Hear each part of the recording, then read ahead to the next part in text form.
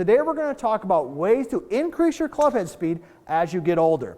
I'm PGA teaching professional Todd Kolb, Director of Instruction for US Golf TV and the Sanford Power Golf Academy. And the truth of the matter is that as people get older, generally speaking, their club head speed goes down, but there are some things that we can do to help you navigate that and actually hopefully increase some club head speed. And I can tell you this, if you love golf and you like working on your game, this is the place for you. US Golf TV is the place. Be sure to subscribe because we got great content coming out on a regular basis. So let's dive right into this. Here's what we're going to talk about today. We're going to talk about what are some things that we can do to help us offset age and actually increase our club head speed. So let's dive right in and talk about, first of all, equipment. This is the easiest one. It's the most obvious one. You've probably already thought about it. But if you got golf gloves that were made 20 years ago, they were made for a guy or a gal who was 20 years younger probably, right? So the first thing you want to do is make sure that you have equipment that's built for your swing speed, but also your skill set, and also, quite frankly, your age. And what you're going to find is that some of the clubs that are built for older golfers are lighter. They have shafts that are more flexible, that allow you to get the ball in the air easier, and can definitely immediately help you pick up some extra distance.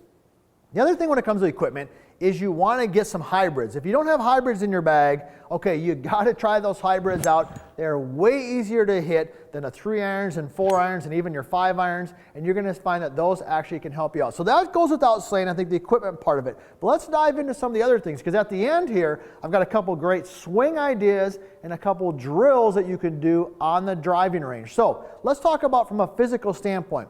As we get older, most of us, our balance is probably getting worse. We're not as strong as we once were, and we probably have lacked some flexibility. So what are some things that we can do to offset that? Well, let's talk about the setup. Some basic things that you can do in the setup. So the first thing that you can do is change the way that your feet are positioned. So let me go ahead and demonstrate this. If I take a setup, and let's say that my feet, my toes, are pointed straight ahead, like this at a, let's say, a 0 degree of angle. If I take them and I point them out and flare them just a little bit, 25, 30 degrees maybe, that allows me to turn my hips more, which allows me to rotate my chest more, which allows my arms to travel further, which allows the club to travel further. And those things can allow me to put some length to my swing, which can obviously help me out with some distance. So that's the first thing that you can do is in your setup, just simply take your toes and point them out a little bit. The next tip that you can do in your setup, specifically with your driver, is you can tilt the upper body. So let me show you what I mean by that. When you're set in there, now I just got an iron, but this is the tip really kind of more for a driver. But as you're set in there, take your lead hip, bump it a little bit towards the target, and here's the key. Take your upper body, your shoulders, and tilt them a little bit away from the target. When your body's in this position, it presets you to hit up on the golf ball. And if you've watched any of our videos before, you know that hitting up on the golf ball actually can give you more distance because it brings spin down and increases your launch. So those are a couple just simple things that you can do. The third tip I want to give you on the setup, and I got to say this, be sure to leave a comment. If you like these things or maybe you don't like them, that's fine too. Or maybe more importantly, you have a suggestion that's worked well for you, you might be able to help our fellow golfers. So put those in the comments if you wouldn't mind. But the third thing in your setup I want to talk about is I like sometimes for my older golfers to have a stance that's a little bit wider.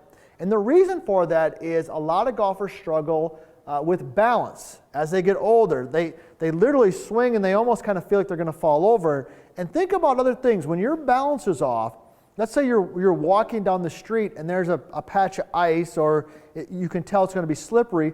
Instinctively, what do? You slow down because you don't want to fall over, right? The same thing happens in the golf swing. If instinctively, innately, you know when you're swinging the club that you've got a sense that you might fall over, you're not going to swing faster, you're going to swing slower. So that would be the third tip, is maybe take your stance and widen it out a little bit. So hopefully those couple things in terms of the setup can help you out with that. Now, let's talk about some actual swing ideas, and then we're going to get into the drills. So the first swing idea that I want to tell you to feel is I want you to feel like you're really swinging your arms.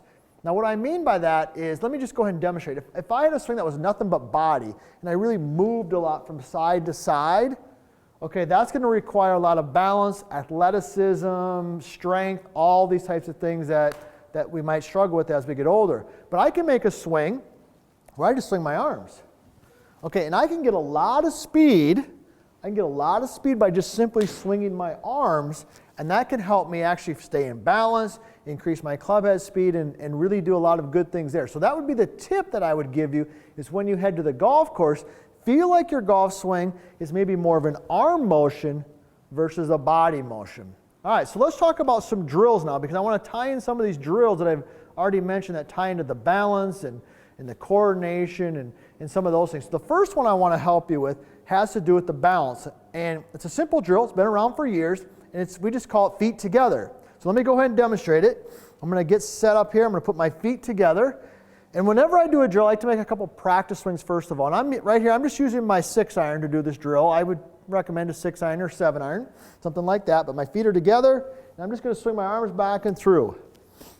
And all I'm feeling is I'm just feeling my body stay pretty center. Now, the first couple times you do this, you might feel your weight kind of going side to side. Okay, but the more you do it, you'll start to feel nice and centered. And the beauty of it, too, is you're going to start to feel what it's like to swing your arms. And as we get older, the easiest way to increase our club head speed is to get our arms going. So that would be tip number one, or drill number one, that I would give you. The next one I want to help you with is what I like to call right-left. This helps with balance. All these drills help with balance, but it helps you with rhythm, tempo, and shifting of weight. Because if you can shift your weight, that's a good thing, because it can increase your club head speed. So once again, pretty simple. I'm going to take my regular setup. When I swing the club to the right side, for me, a right-handed golfer, when the club works up above my right shoulder, I say to myself right, and I make sure my weight or my pressure is on my right foot.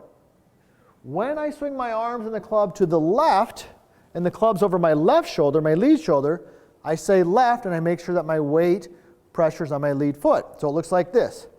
Right, left, right, left, right, left. Okay, and I'm going to do that, and then I'm going to step up and hit a shot. So let me take it from the top, set in here.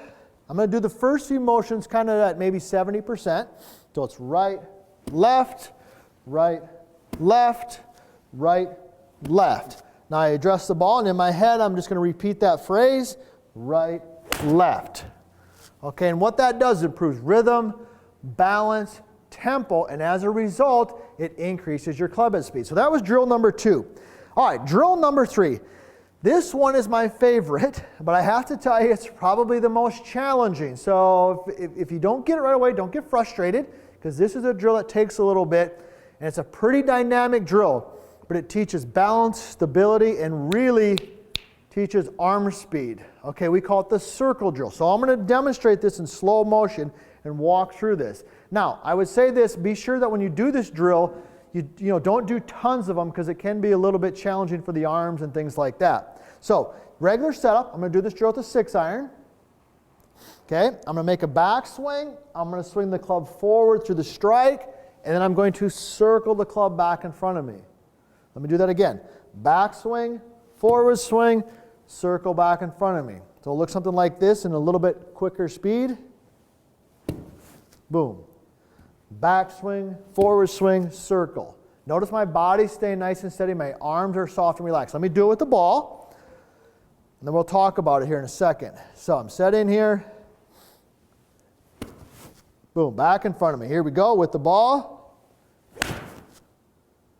Okay, now, the reason this drill works is because in order to do that, you've got to have good stability, good balance.